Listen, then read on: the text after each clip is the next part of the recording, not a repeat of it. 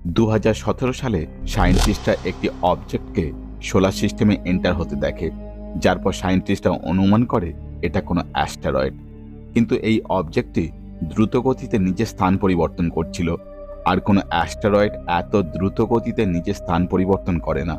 এই ঘটনা প্রতিটি সায়েন্টিস্টকেই চমকে দিয়েছিল, যার পর প্রতিটি সায়েন্টিস্ট এর উপর স্টাডি করতে শুরু করে দেয়।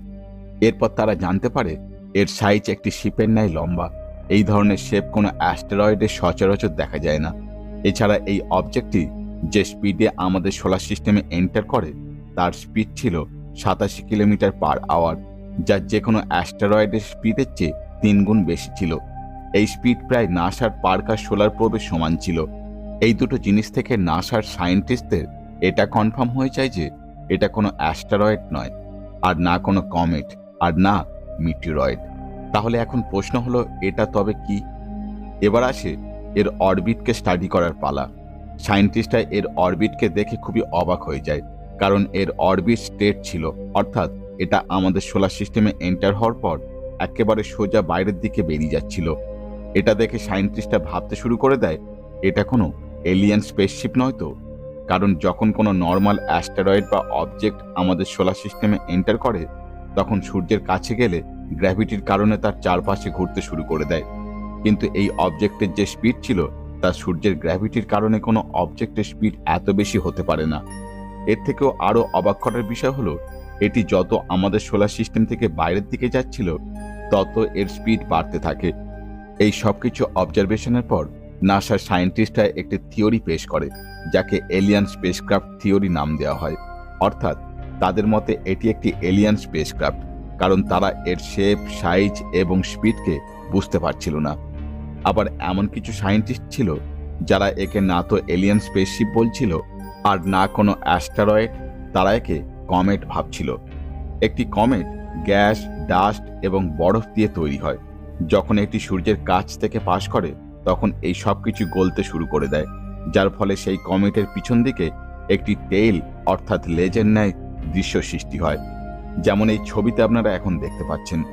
এই সায়েন্টিস্টরা বলেন, যখন কমেট থেকে এই সব জিনিস গলতে শুরু করে তখন একটি স্পেশাল ফোর্স সৃষ্টি হয়, যার ফলে কমেটের স্পিড বৃদ্ধি পায়। অর্থাৎ এই কনসেপ্ট থেকে আমরা এটা বলতে পারি যে যদি এই অবজেক্টটি একটি কমেট হয় তাহলে এই জন্য এর স্পিড বেড়ে যাচ্ছিল। কিন্তু অবাক করার বিষয় হলো, এই অবজেক্টের তো কোনো টেল দেখা যাচ্ছিল না। অর্থাৎ এটা পরিষ্কার হয়ে যায় যে এই অবজেক্ট কোনো কমেট নয়। এখন ঘুরে ফিরে সেই প্রশ্ন এসে দাঁড়ায়, তাহলে এই অবজেক্টটি কি ছিল? এই প্রশ্নের উত্তর জানার জন্য এক সায়েন্টিস্ট জেনিফার একে স্টাডি করতে শুরু করে দেয়। তিনি এই অবজেক্টের ভিতর হওয়া কেমিক্যাল রিয়াকশনকে স্টাডি করতে শুরু করেন। তিনি বলেন, যদি এই অবজেক্টের কোনো টেল তৈরি না হয় তাহলে হয়তো এর ভিতর ডাস্ট এবং বরফ গলছে না, কিন্তু এর ভিতর থাকা গ্যাসেস বাইরে রিলিজ হচ্ছে, যাকে আমরা দেখতে পাচ্ছি না। তবে এই থিওরিতে একটি প্রবলেম ছিল, যেমন যদি আমরা হাইড্রোজেন গ্যাসের কথা বলি তাহলে একে এই সাইজের অবজেক্টে ফ্রিজ হওয়ার জন্য অনেক বেশি ঠান্ডা টেম্পারেচারের প্রয়োজন হবে। কিন্তু সায়েন্টিস্টরা মনে করেন যে ক্লাউডে এই অবজেক্টের ফরমেশন হয়েছিল সেই ক্লাউড এত বেশি ঠান্ডা নয় যে সে হাইড্রোজেনকে জমিয়ে এই অবজেক্টের মধ্যে প্যাক করে দেয়। এছাড়া যদি কার্বন এবং মনোক্সাইড গ্যাসের কথা বলা হয় তাহলে আমাদের গ্যালাক্সিতে এই গ্যাসের মাত্রা এত বেশি নেই যে আমরা বলতে পারি কোনো অবজেক্ট নাইট্রোজেনের তৈরি। তাই এবার পুরো বিষয়টা সেই অবজেক্ট থেকে সরে গিয়ে সেই ম্যাটেরিয়ালে চলে আসে যে সেই অবজেক্টের স্পিড বৃদ্ধি করছিল। তবে বেশিরভাগ সায়েন্টিস্টই মনে করেন এই অবজেক্ট থেকে H2 molecular hydrogen gas release হচ্ছিল, যা থেকে এটা প্রমাণ হয়ে যায় যে এই অবজেক্টে গ্যাস জমে রয়েছে, যা গলে যাওয়ার জন্য স্পিড বৃদ্ধি পাচ্ছিল। আর ক্যালকুলেশনও এটা দেখাচ্ছিল যে যদি এই অবজেক্ট থেকে হাইড্রোজেন গ্যাস রিলিজ হয় তাহলে তা এত বেশি ফোর্স ক্রিয়েট করে যে অবজেক্ট 87 কিলোমিটার পার আওয়ার গতিতে সূর্যের গ্র্যাভিটি ভেঙে ট্রাভেল করতে পারে।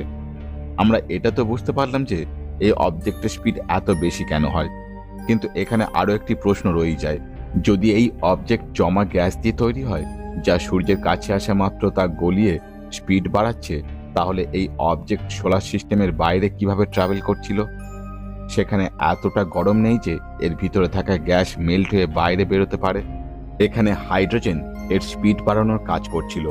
এখানেই প্রশ্ন আসে, এত দূর ট্রাভেল করতে হাইড্রোজেন গ্যাস একে কেমনভাবে সাহায্য করছিল? এখানে সেই সায়েন্টিস্ট জেনিফার বলেন, একটি কমেট যে স্পেসে ট্রাভেল করে তখন স্পেসে থাকা কসমিক রেস এর সাথে হিট করে এতে থাকা গ্যাসেস গলিয়ে দেয়, যার ফলে এতে ফোর্স তৈরি হয়। আর এমন কিছু এই অবজেক্টের সাথেও ঘটছিল। কিন্তু এর জন্য আমাদেরকে সেই হাইড্রোজেনকে ট্র্যাক করতে হবে, যে সূর্যের কাছে এসে এর ভিতর থেকে রিলিজ হয়ে যাচ্ছিল, যার ফলে এর স্পিড বৃদ্ধি পাচ্ছিল। কিছুদিন স্টাডি করার পর জেনিফার এমন কিছু প্রমাণ খুঁজে পায় যা সবাইকেই চমকে দিয়েছিল। জেনিফার 1970, 80 এবং 90 এর এমন কিছু এক্সপেরিমেন্টের রেজাল্ট পায় যেখানে বলা হয়েছিল যখন কোনো কমেট স্পেসে ট্রাভেল করে এবং এর সাথে কসমিক রেস হিট করে তখন এর থেকে বেরোনো হাইড্রোজেন এর ভিতরে ট্র্যাপ হয়ে যায়। ট্র্যাপ এই জন্য হয় কারণ স্পেসে যে বরফ তৈরি হয় তার স্ট্রাকচার ঠিক এমন হয়। আর যখন এই গ্যাস আমাদের সূর্যের সামনে আসে তখন সূর্যের গরম হাইড্রোজেনকে ক্রিস্টালে পরিবর্তিত করে দেয়, যার ফলে এর ভিতরে থাকা হাইড্রোজেন বাইরে আসার রাস্তা খুঁজে পেয়ে যায়।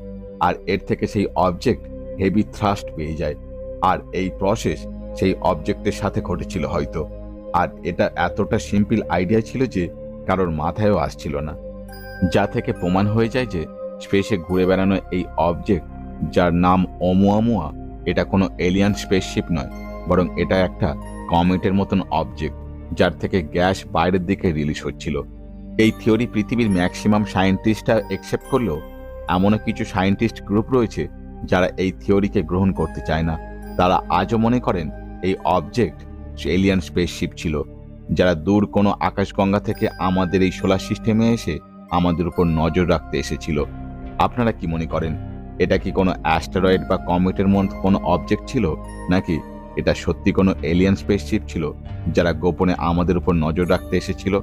অবশ্যই কমেন্ট করে জানান। প্রতিনিয়ত আমাদের এই আকাশগঙ্গা থেকে অথবা বাইরের কোনো দূরের আকাশগঙ্গা থেকে আমাদের এই সোলার সিস্টেমে এমন বহু রহস্যময় অবজেক্ট চলে আসে যার সঠিক ব্যাখ্যা আমাদের কাছে থাকে না। এমনকি এদের মধ্যে বহু অবজেক্ট তো আমাদের অবজারভেশনই ধরা পড়ে না। এদের মধ্যে মাত্র 1% অবজেক্ট আমাদের স্পেস টেলিস্কোপ অথবা গ্রাউন্ড বেস টেলিস্কোপের মাধ্যমে ট্র্যাক করা সম্ভব হয়। আর অনেক সময় এই 1% অবজেক্টকে সঠিকভাবে স্টাডি করে প্রপার কোনো থিওরিতে আসা আমাদের নাগালের বাইরে চলে যায়। তাই কে জানে, হয়তো দূর কোনো আকাশগঙ্গা অথবা কোনো আমাদের এই গ্যালাক্সির মধ্যেই কোনো এলিয়ান সিভিলাইজেশন বাস করছে, যারা সময় সময় আমাদের এই সোলার সিস্টেমে ভিজিট করছে, অথচ আমরা তাদেরকে একবারের জন্য হলেও বুঝতে পারছি না বা তাদেরকে আমরা অবজার্ভ করতে পারছি না। আজকের এপিসোড ভালো লাগলে একটা লাইক, বন্ধুদের মধ্যে শেয়ার, আর এই ধরনের ইনফরমেটিভ ভিডিও পেতে চ্যানেলটি সাবস্ক্রাইব করে পাশে থাকা বেল আইকনটি প্রেস করে অল করে দিন। দেখা হচ্ছে পরবর্তী ভিডিওতে, সঙ্গে থাকুন।